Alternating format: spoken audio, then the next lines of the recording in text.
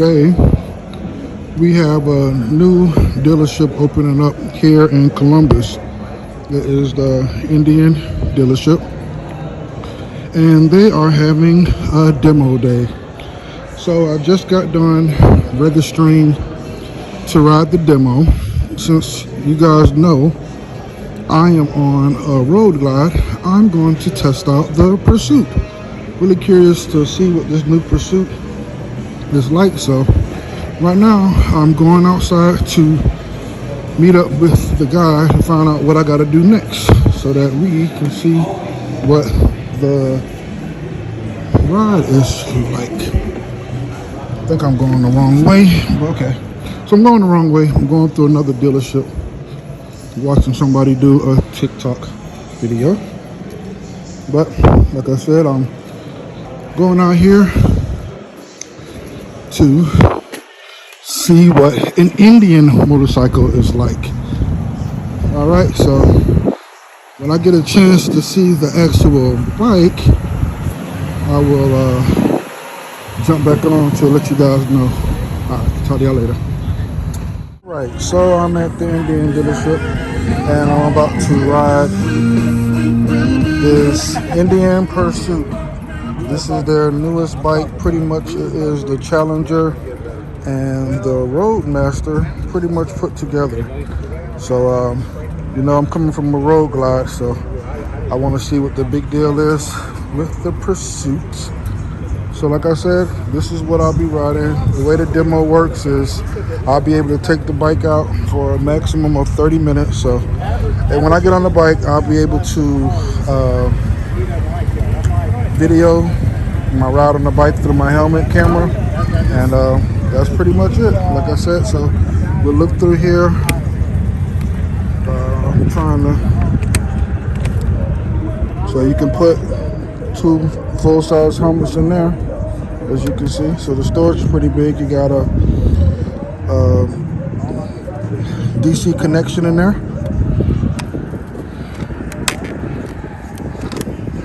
You also got a rack on the top if you need to use it. From the side, you have heated seats.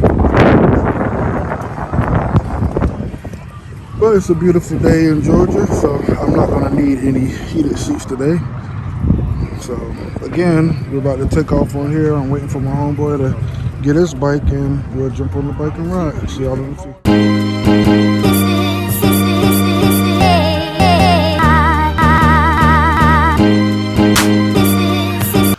So at this part, this is when I initially got on the motorcycle, and I didn't quite know how to start it. It's a little different than the Harley. I hit the button like I normally do, and it didn't make like a little sound that I was looking for. So I think the guy noticed, the guy that actually works at Indian, noticed that I was having some issues. So he came over to assist me in starting it because he saw that I was having some difficulties. Like I said, it was a little different than the Harley, what I typically ride on. So, you know, it is what it is. It's a brand new bike, different manufacturer and whatnot. So, he pretty much told me how to start it up. Reminded me how to change my modes, because in there you have rain mode, you have sports mode, and you have a touring mode. Each different mode pretty much changes the way the performance of the bike handles. So typically everybody has it on sports mode. That's their bread and butter. That's where you're gonna get the most torque at, you know, whatnot. I didn't get a chance to try out the touring mode and the rain mode. So beginning part of the video here, I'm just trying to just feel out a totally different bike. Like, I'm used to different sounds. I'm used to that hard clutch when you drop it to first gear, and I wasn't getting that. I'm used to them trying to get used to the handlebars and whatnot. The handlebars is definitely, you know, different now. But my homeboy, he was on a Challenger Dark Horse, And my other guy, he was on, I think that was a Chief with a 116. So he had cause he's in the market to buy a motorcycle as well. So luckily, the Indian demo is in town or was in town for him to get a chance. So he rode that Chief first, and then he came back and he rode a Chieftain. I think he really liked the Chieftain.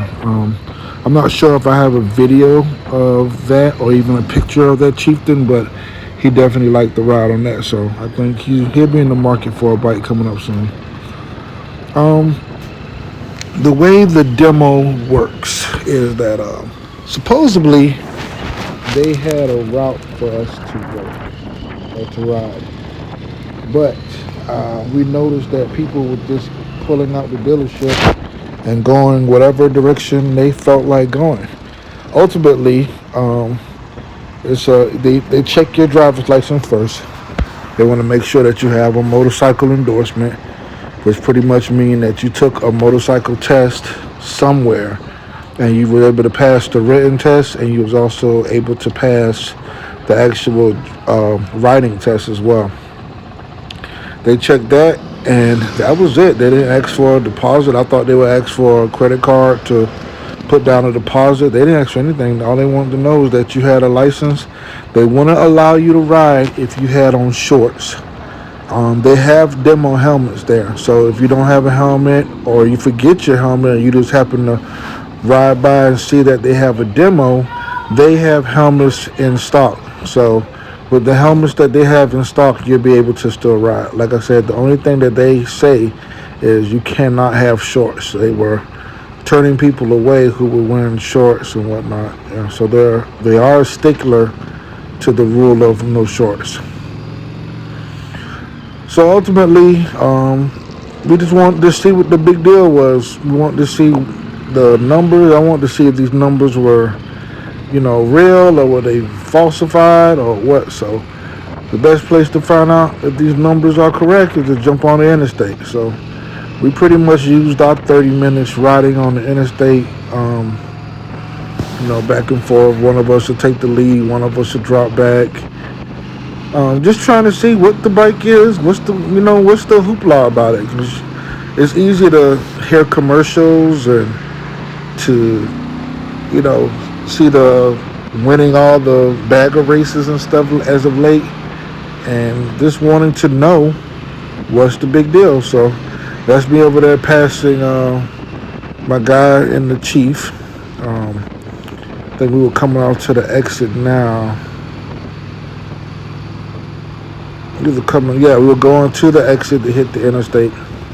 But like I said, we live in Columbus, so this interstate that I'm going on heads towards Atlanta. It's Interstate 185. So we went up that road and we opened it up, so got a good chance to see what we liked about the bike, what we didn't like about it. I would say the main thing that I did like about the bike was once you got it in third, fourth, and fifth gear and you were at 80 miles per hour, you can definitely feel the power when he's trying to go to higher gears such as fourth or fifth. You can definitely feel the power of the motorcycle there. I didn't really feel it as much on the low end. I put a stage 2 in mine, and I really wanted that low end, I can pass you in a second type torque on that bike. So that's pretty much why I made my bike, the way it is.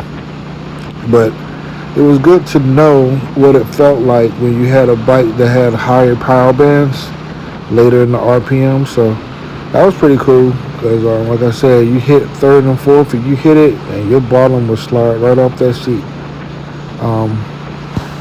Again, that's one thing I did like.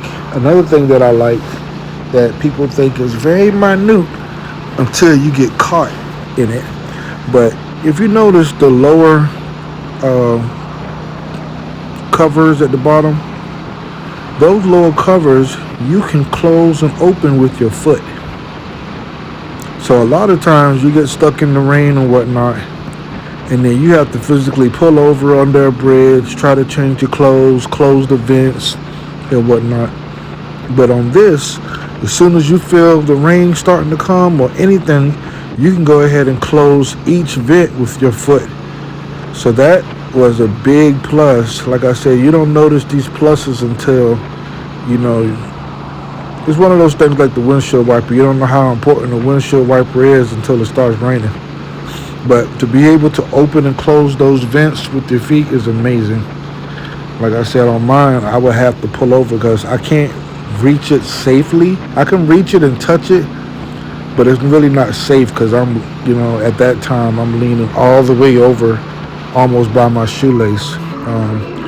Right now, we're just trying to see what the bike does. So I'm just playing with the windshield because, the windshield on this Indian moves up and down. Pretty much a distance of like 6 inches. And what I wanted to do was I let the window come all the way down so I can get a good feel of it.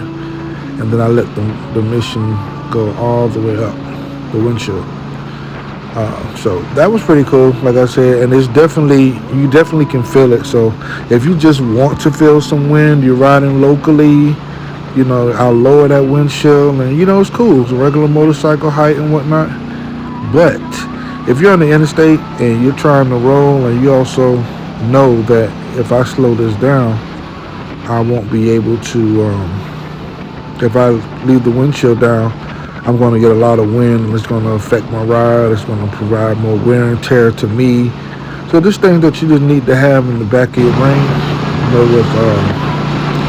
what's to come. So we rode this for a minute. I want to say we took it from exit 10 all the way up to exit 19. So roughly it was like 9 to 10 miles one way. And it's pretty much a straight and open interstate. Like I said, the only thing you're really dodging on this part is you're just dodging police officers and whatnot. But for the most part, that's really it. It's really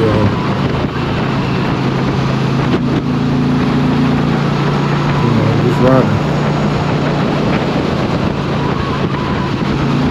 So as you can see here, we're just riding. Like I said, we went 10 miles out, we came 10 miles back. We had to turn in the city to work our way back to the dealership. But we had a good time. So I'm just gonna go ahead and let you guys watch the video here, and then I'll come back on a little later.